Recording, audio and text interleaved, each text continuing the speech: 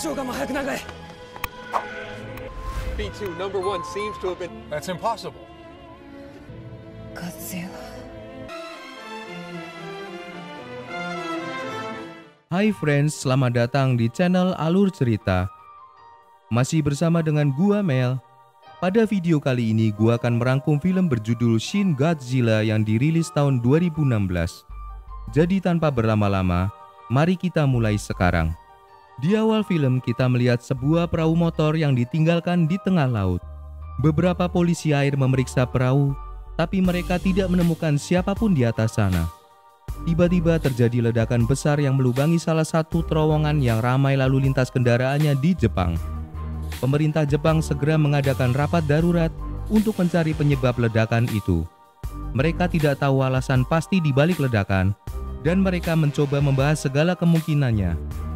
Mereka mempunyai bukti rekaman di mana mereka melihat di sekitar area ledakan, air laut menjadi mendidih. Karena mereka tidak memiliki petunjuk dari semua ini, mereka membentuk tim investigasi. Karena bencana ini, banyak penduduk yang dalam bahaya diselamatkan oleh polisi. Tapi ada juga beberapa orang yang merasa terhibur. Mereka pergi ke lokasi ledakan dan memotret area lalu memposting ke medsos. Pemerintah Jepang masih tidak bisa menemukan alasan sesungguhnya di balik ledakan. Mereka mengasumsikan mungkin sebuah gempa atau kecelakaan kapal selam, tapi semuanya dibantah oleh para ahli. Lalu beberapa orang di dalam rapat mengusulkan adanya kemungkinan sebuah makhluk laut yang belum teridentifikasi. Tapi semuanya dirasa tak memungkinkan karena suhu di sekitar ledakan lebih dari 100 derajat Celcius dan tidak ada makhluk hidup yang tahan dengan suhu seperti itu. Akhirnya, rapat antara ilmuwan dan pemerintah pun dibentuk. Di dalam rapat, mereka melihat di layar TV mirip sebuah ekor raksasa yang muncul dari permukaan. Sosok itu sangatlah besar. Tidak ada satupun dari makhluk laut yang telah diteliti memiliki ekor sebesar itu. Mereka tidak mempunyai pilihan selain mempercayai bahwa makhluk ini merupakan spesies baru. Banyak waktu yang terbuang percuma yang mereka habiskan untuk rapat, dan mereka masih tidak yakin apa yang harus dilakukan menghadapi makhluk ini. Lalu mereka memutuskan untuk mengambil voting mengenai pengidentifikasian dan penanganan terhadap makhluk tak dikenal ini.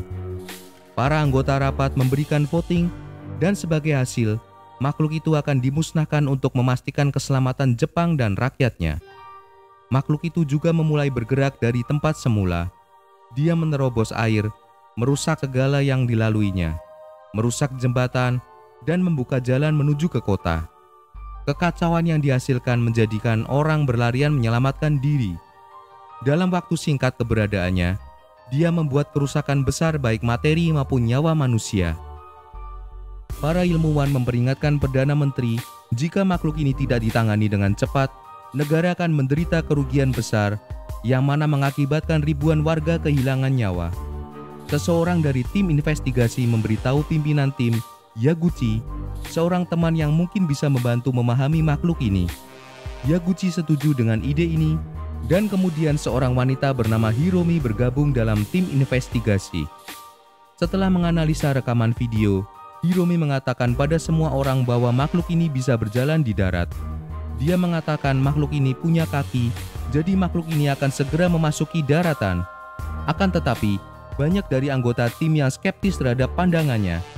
Mereka kekeh bahwa kemungkinan hewan laut berjalan di darat itu sangatlah kecil. Mereka mementahkan ide Hiromi, tapi tidak lama setelah itu menjadi kenyataan. Makhluk ini keluar dari air dan berjalan memasuki salah satu kota di Jepang. Makhluk ini terlihat tidak memiliki tangan, tapi memiliki insang besar di lehernya, yang membuatnya bisa hidup di air. Tapi hanya Hiromi yang berpikir bahwa makhluk ini bisa bernafas dengan baik di darat. Makhluk ini sangatlah besar sehingga hanya bergerak sedikit menyebabkan kerusakan hebat pada gedung-gedung di jalanan yang dilaluinya. Mobil-mobil dilemparkan, rumah-rumah menjadi rusak, dan makhluk ini membuat ketakutan warga. Meskipun berbadan besar, kecepatan makhluk ini mengerikan, 13 km per jam. Pemadam kebakaran dan tim SAR diterjunkan untuk menyelamatkan warga dari lokasi. Tidak ada waktu lagi untuk berpikir. Pemerintah menerapkan kekuatan militer untuk segera melumpuhkannya. Angkatan bersenjata tiba di kota dan bersiap menyerang makhluk itu dengan roket, Akan tetapi, mereka membatalkannya karena masih banyak warga sipil di dalam perimeter di sekitar makhluk berada. Jadi mereka menunda serangan. Akan tetapi, makhluk ini kemudian meninggalkan daratan dan kembali ke laut. Perdana Menteri mendeklarasikan status darurat nasional. Mereka menyadari makhluk ini bisa kembali kapan saja, jadi mereka harus siap. Untuk menangani makhluk ini, Yaguchi membentuk tim baru. Tim ini sekarang terdiri dari anggota yang lebih berpengalaman dan mahir di bidang masing-masing dari seluruh pelosok Jepang. Salah satu anggota barunya mengungkapkan bahwa mereka akan mengambil sampel cairan makhluk itu, lalu akan diteliti di laboratorium, dan sebagian juga akan dikirimkan ke Amerika untuk diteliti lebih mendalam. Anggota lain mengajukan pertanyaan mengenai dari mana asal energi yang digunakan makhluk yang begitu besar, apa yang dimakan untuk membuatnya hidup, dan begitu kuat. Ini adalah pertanyaan bagus, yang membuat semua orang berpikir. Hiromi menerka-nerka ketika air laut bisa mencapai suhu 100 derajat di hari ledakan. Mungkin makhluk ini tidak memperoleh energi dari makanan. Hiromi meyakini sumber energi makhluk abnormal ini mungkin berasal dari reaksi fisi nuklir. Orang-orang di sana berpikir itu tak mungkin. Tapi firasat Hiromi tak lama menjadi kenyataan saat ada sebuah laporan kebocoran radiasi nuklir dicatat sampai beberapa mil jauhnya dari kemunculan makhluk itu. Dari perwakilan pemerintah Amerika, Yaguchi menerima perintah untuk menyelidiki seseorang bernama Goro Maki yang beberapa tahun lalu telah memprediksi keberadaan makhluk radioaktif di Laut Jepang. Fakta di lapangan, orang ini adalah orang yang sama dengan orang yang perahunya terlihat di awal film. Sebelum dia menghilang, dia meninggalkan banyak catatan pada perahunya dari penelitiannya tentang Godzilla. Mereka juga menemukan sebuah catatan yang tertulis, "Aku telah menuntaskan apa yang seharusnya kukerjakan. Sekarang giliran kalian meneruskan." Dari lembar catatan ini, mereka menemukan nama makhluk ini adalah Godzilla, yang mana artinya adalah reinkarnasi dari dewa. Ini adalah makhluk laut purba yang bermutasi akibat kontak dengan bahan-bahan radioaktif yang dibuang ke dalam laut. Setelah menyerap bahan radioaktif ke dalam tubuhnya, makhluk purba ini sekarang memperoleh bentuk yang abnormal dan berbahaya. Pemerintah Amerika sangat tertarik dengan makhluk ini, dan dengan keterlibatan konstan pada materi ini, memberikan pemikiran agar mereka menangkap makhluk ini hidup-hidup untuk dibawa ke Amerika untuk kepentingan apapun yang mereka butuhkan. Sementara itu, di ruang meeting, semua orang sedang bingung mengenai penyebab Godzilla muncul dari lautan. Mereka lalu segera menemukan bahwa karena aktivitas radiasi, suhu tubuh Godzilla menjadi dingin. Untuk menghangatkannya kembali, Godzilla harus keluar dari air menuju daratan.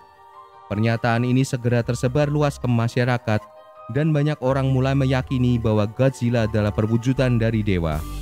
Timbul arus protes penolakan untuk membunuh Godzilla. Beberapa hari kemudian, Godzilla muncul dari perairan di Teluk Sagami, dan kali ini tubuh Godzilla bertambah besar, lebih kuat, dan lebih ganas. Untuk menyelamatkan nyawa warga Jepang, Perdana Menteri memberikan perintah untuk membunuh makhluk itu sebelum makhluk itu membahayakan bagian lain dari negara. Seluruh matra kesatuan militer yang tersedia bergabung untuk menyerang Godzilla. Mereka mulai menyerang, tapi sedikit pun tidak melukai Godzilla karena kulit pelindung tubuh yang begitu keras. Segala jenis senjata gagal, bahkan untuk membuat tubuh Godzilla tergores. Militer Amerika juga bergabung dalam penyerangan, dan seluruh warga diperintahkan untuk tetap berada di bawah tanah untuk menjaga keselamatan. Malam mulai tiba, dan lokasi keberadaan Perdana Menteri terancam serangan Godzilla. Jadi semua yang di situ diterbangkan keluar dari lokasi dan melihat Godzilla pertama kali dengan mata kepala sendiri. Serangan masif militer gabungan Amerika dan Jepang mulai melukai Godzilla. Godzilla meraung kesakitan, dan kita saksikan punggungnya mulai terlihat bersinar. Selanjutnya Godzilla mulai menyemburkan laser dari mulutnya dan membakar setengah kota. Segalanya yang terkena laser langsung terpotong menjadi dua. Godzilla menjadi bertambah kuat dari sebelumnya. Serangan dari militer juga tidak dikendorkan. Militer juga menjatuhkan bom-bom berkekuatan besar, tapi Godzilla bisa mendeteksi asal seluruh bom, dan dari punggungnya bisa menembakkan beberapa laser sekaligus untuk menghancurkan seluruh misil sebelum menghantam Godzilla. menyaksikan makhluk yang nyaris tidak bisa dihancurkan, setiap orang di lokasi menjadi sangat terkejut dan tidak percaya. Seluruh kota menjadi lautan api karena kekuatan Godzilla. Setelah meluluh lantakan kota Tokyo, Godzilla akhirnya melemah, menghentikan serangan dan tertidur. Satgas Penanggulangan Bencana mulai memikirkan cara membunuh Godzilla ketika dia bangun nanti. Mereka sadar apabila nanti mereka gagal, semua orang akan mati dan Jepang akan hancur total. Tim Yaguchi mengajukan usul untuk membekukan Godzilla dari dalam, yang mungkin bisa membunuhnya. Jika mereka memiliki kesempatan membunuhnya, mungkin bisa memanfaatkan suhu dingin melawan panas tubuh Godzilla. Mereka semua setuju melakukan rencana itu karena tidak ada rencana lain yang mereka miliki. Akan tetapi, untuk melaksanakan rencana ini membutuhkan waktu yang cukup lama, yang mana Godzilla bisa bangun sewaktu-waktu. Amerika mengusulkan akan membunuh Godzilla dengan menjatuhkan bom atom. Tapi jika menyetujui rencana Amerika, seluruh Jepang akan hancur bersama Godzilla. Jadi otoritas Jepang tidak menyukainya. Mereka tetap kekeh dengan ide mereka untuk membekukan Godzilla sampai mati. Mereka membutuhkan lebih dari 400 kg gas pembeku. Dan untuk memproduksi sebegitu banyak gas dalam waktu singkat hampir mustahil. Tapi mereka akan berjuang melakukannya. Di sisi lain, Amerika memberi waktu Jepang 2 minggu untuk mengevakuasi seluruh warga dari Tokyo. Jika Jepang gagal mengatasi Godzilla dalam tenggat waktu ini, mereka akan menjatuhkan bom atom di tengah kota. Jadi mereka harus mati-matian memproduksi gas yang mereka butuhkan kurang dari 2 minggu. Di tengah-tengah kekacauan, seorang jurnalis mengungkap kisah hidup Goro Maki. Jurnalis mengungkap bahwa istri dari Goro Maki tewas akibat kontak langsung dengan materi radioaktif.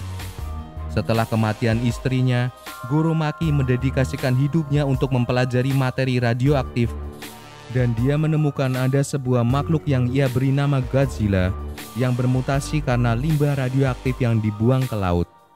Dia memprediksi Godzilla akan segera muncul ke permukaan laut dan menghancurkan segalanya di darat.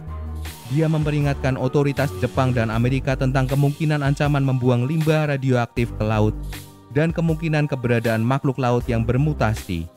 Tapi tidak ada satupun yang mau menggubris profesor itu. Mereka semua menelantarkan penemuan-penemuan dan riset-risetnya. Goro Maki yang kemudian terakhir terlihat di perahunya, tapi ketika dia menghilang tiba-tiba, menimbulkan banyak pertanyaan. Dia banyak meninggalkan catatan-catatan yang belum terselesaikan, dan tim Yaguchi lah yang bekerja untuk memahaminya. Kemudian mereka menemukan jika Goro Maki juga memprediksi satu-satunya kemungkinan cara untuk membunuh Godzilla adalah membekukannya sampai mati. Lebih lanjut, mereka juga memperoleh ilham bahwa Godzilla adalah sebuah makhluk yang mampu berevolusi secara mandiri yang dapat melahirkan keturunan tanpa perlu pasangan. Artinya jika kali ini mereka gagal membunuh Godzilla, Godzilla bisa bereproduksi menghasilkan banyak anak. Setelah penemuan ini, pemerintah Amerika mempercepat tenggat waktunya menjadi hanya tersisa 2 hari untuk mengevakuasi kota Tokyo. Dengan tekanan yang bertambah kuat, mereka harus membuat segalanya siap dalam 2 hari ke depan. Mereka memperoleh bantuan dari banyak negara untuk mendapatkan kebutuhan gas pembeku. Mereka akhirnya berhasil memanage semuanya siap, dan tibalah hari yang menentukan nasib mereka. Serangan pertama mereka gunakan kereta berisi bom yang ditabrakkan ke Godzilla yang sedang tidur. Sang Godzilla menjadi terbangun karena ledakan yang dihasilkan dan mulai membalas serangan. Militer melancarkan serangan kedua berupa drone yang menjatuhkan bom-bom berskala ledak kuat, dan seperti biasa Godzilla menggunakan laser pertahanan yang berasal dari punggungnya, menghancurkan seluruh misil dan drone-nya. Karena begitu banyak drone yang dikerahkan membuat kekuatan Godzilla melemah. Mencari kesempatan, Satgas meledakkan gedung-gedung bertingkat di sekeliling Godzilla agar reruntuhannya menghantam Godzilla. Dan berhasil. Godzilla tumbang dan terjatuh ke tanah, dan kendaraan-kendaraan penyuntik gas mulai dikerahkan untuk menginjeksi Godzilla dengan gas membeku. Sejauh ini semuanya terlihat sepertinya berjalan sesuai rencana, tapi mekanisme pertahanan diri Godzilla rupanya bekerja. Punggung Godzilla mendadak bercahaya dan menyemburkan laser lagi melalui mulutnya dan kembali berdiri. Melihat ini, Satgas mengeksekusi rencana cadangan. Mereka meluncurkan seluruh kereta di kota dengan dimuati bahan peledak berkekuatan besar ke arah Godzilla. Karena pengaruh gas yang sudah sebagian berada dalam tubuhnya, Godzilla tidak dapat membela diri dan ledakan dari kereta kembali merobohkan Godzilla untuk yang kedua kalinya. Mereka kembali menyuntikkan gas ke tubuh Godzilla dan tidak lama kemudian seluruh persediaan gas telah habis disuntikan. Mereka merasa rencana mereka berhasil, tapi kembali Godzilla bangkit dan berdiri di atas kakinya. Akan tetapi ketika akan melangkah, tubuh Godzilla mulai membeku sedikit demi sedikit hingga sama sekali berhenti tidak bisa bergerak. Makhluk ini akhirnya berhasil dikalahkan. Mereka menemukan bahwa 20 hari kemudian tubuh Godzilla akan terbelah menjadi dua dan dibutuhkan kurang lebih 3 tahun untuk keseluruhan tubuh Godzilla akan hancur. Bangsa Jepang percaya bahwa mereka telah terbebas dari ancaman Godzilla, lalu kota Tokyo mulai berbenah membangun segalanya. Semua terlihat seperti baik-baik saja, akan tetapi di akhir scene, kita melihat beberapa mini Godzilla mulai berkeriut keluar dari tubuh Godzilla beku, lalu film berakhir di sini. Terima kasih guys untuk kalian yang sudah menonton. Jika kalian menikmati video ini, silakan klik like dan subscribe ke channel ini untuk menonton alur film yang akan gua buat selanjutnya. Bye.